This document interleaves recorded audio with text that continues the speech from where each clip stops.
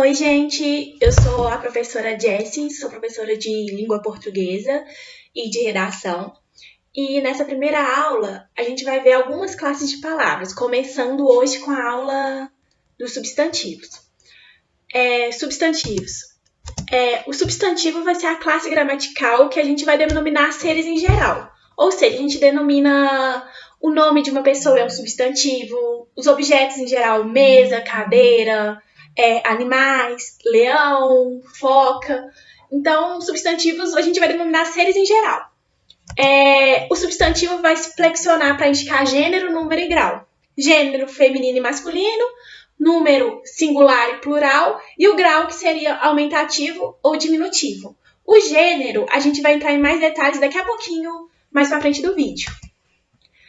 Exemplos de substantivo: professor, aluno, cadeira, leão, caderno, amor. A gente tem vários tipos de substantivo. Vou dar aqui 5 segundinhos para vocês pensarem em 5 substantivos diferentes que não estão aqui no vídeo.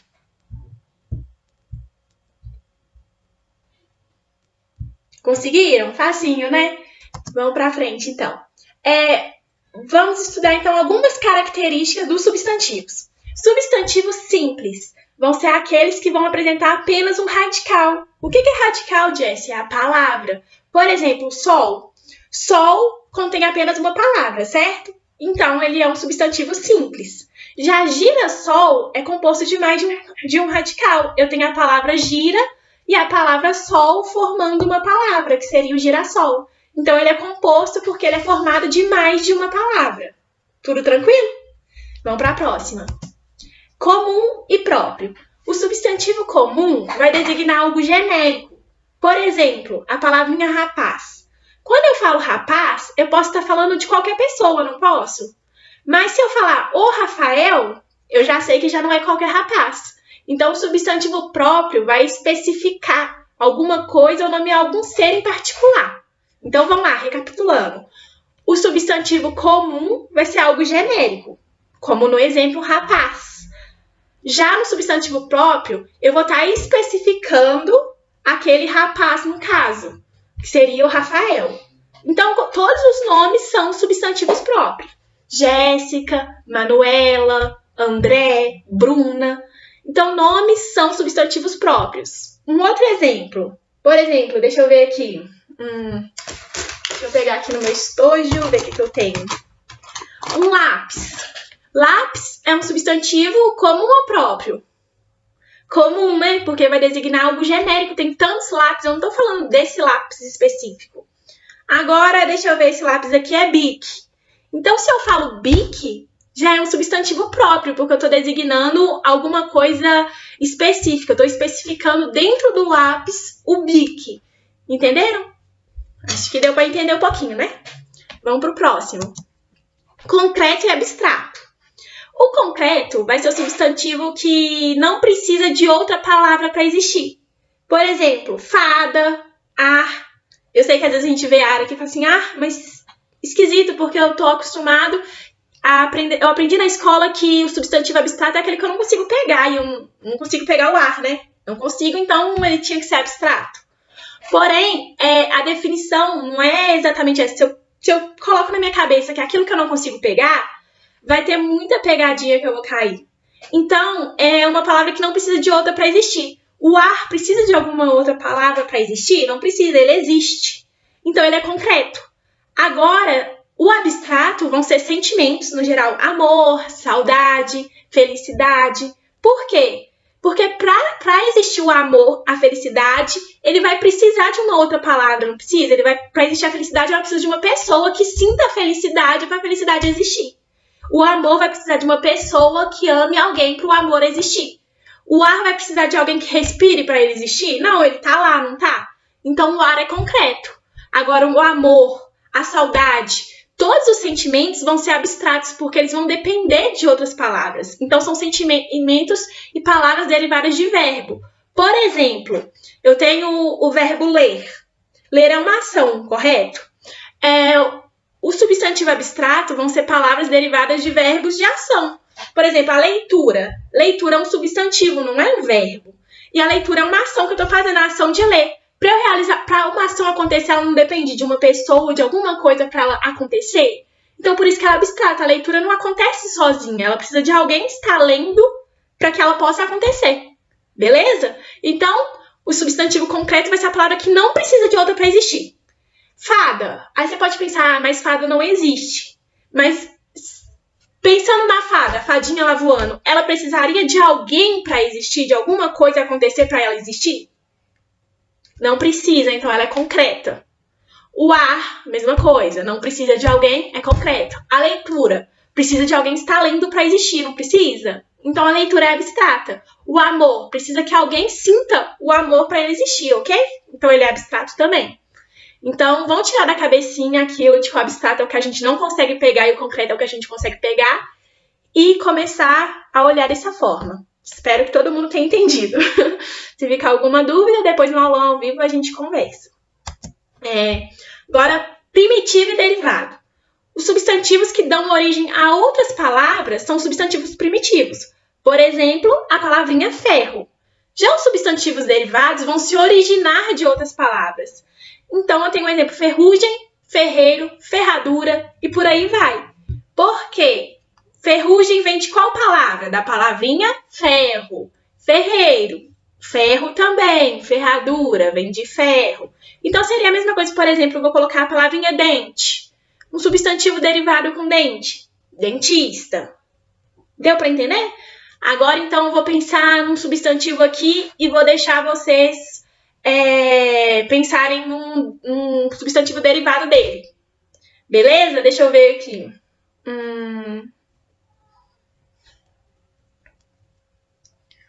Nossa, na hora que a gente vai pensar assim, não vem nada na cabeça. Deixa eu ver. Eu falei que dente tem dentista, né? Então, vamos pensar em mais um substantivo derivado de dente. Será que vocês conseguem? Vou dar aqui 5 segundinhos para vocês pensarem e fazerem aí de casa. 1, 2...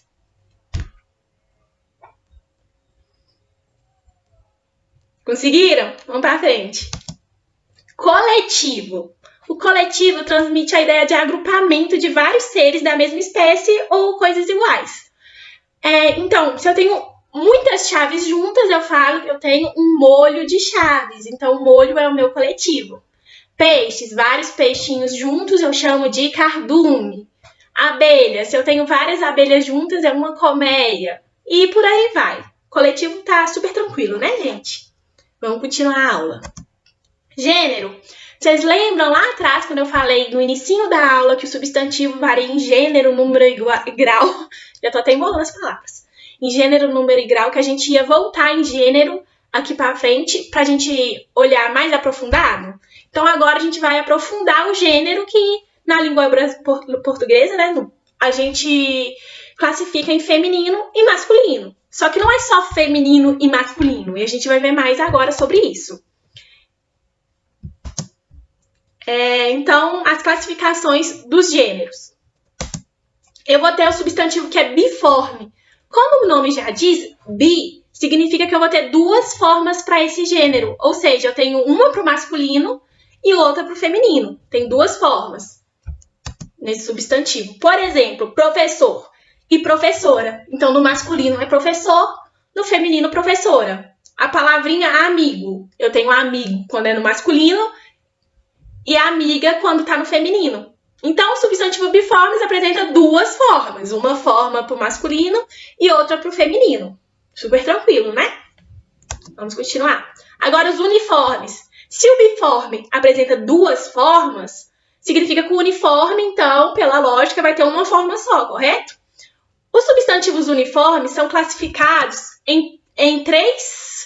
de três formas diferentes.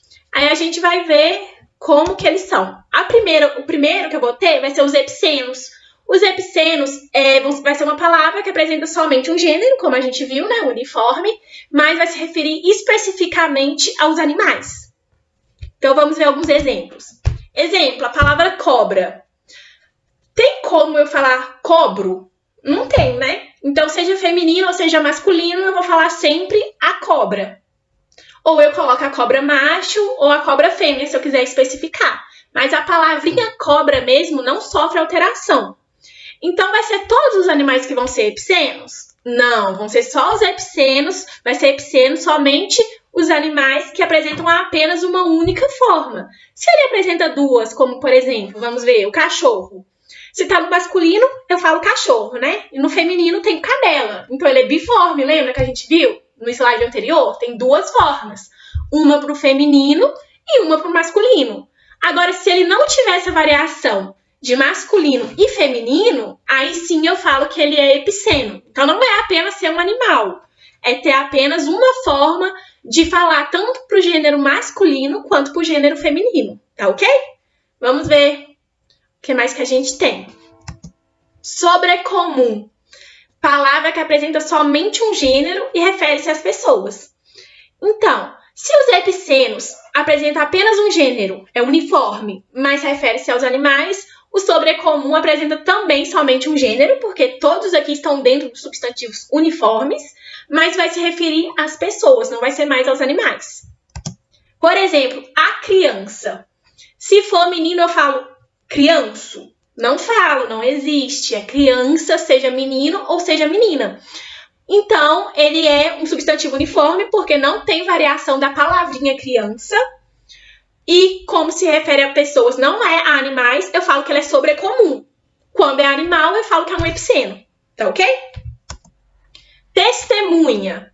Eu sei quando eu falo a testemunha depois se foi um homem ou se foi uma mulher? Não sei, porque testemunha eu uso para ambos os gêneros a palavrinha igual. Eu não mudo para testemunho. Existe a palavra testemunho, né? Mas não é a mesma coisa. Testemunho já é outra coisa. Então, daí já entra em outro aspecto. Agora, comum de dois gêneros. Vamos voltar para substantivos uniformes também. Então, se ele é uniforme, ele tem quantos gêneros? Ele apresenta quantas formas para o gênero? Apenas uma, né? É um termo que se refere aos dois gêneros, identificado por meio do artigo que o acompanha. Então, como é que eu vou diferenciar o comum de dois gêneros? Artista. Muda para artisto? Não muda. Então, ele é uniforme, tem uma única forma, tanto para o masculino quanto para o feminino. Eu uso aquela mesma forma. Porém, como que eu vou diferenciar?